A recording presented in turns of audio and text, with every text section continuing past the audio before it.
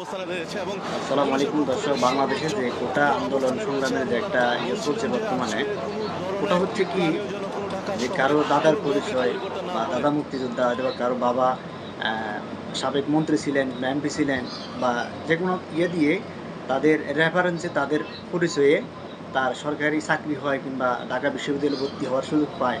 এখন যারা মেধাবী ছাত্র কিংবা যারা আসলে চাকরি পাওয়ার যোগ্য, তারা এটা থেকে বঞ্চিত হচ্ছে। তো এটা নিয়ে অভিযোগ, এটা কিন্তু যৌক্তিক একটা দাবি।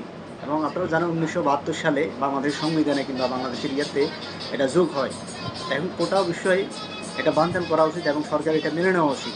কারণ যে যেটার যোগ্য নয়, হয়তো বা কোনো মেধাবী ছাত্র সেই কোটার পরিচয়ে কিংবা দাদা মুক্তিযোদ্ধার নিয়ে কিংবা সে যে অযোগ্য ব্যক্তি কিংবা যোগ্য একটা স্থানে যাবে, হয়তো বা সে বিভিন্ন সময় বিভিন্ন কর্মকাণ্ড করে বসে থাকবে, কারণ তার সে যোগ্যতা নেই, সে দক্ষতা নেই। এটা অবশ্যই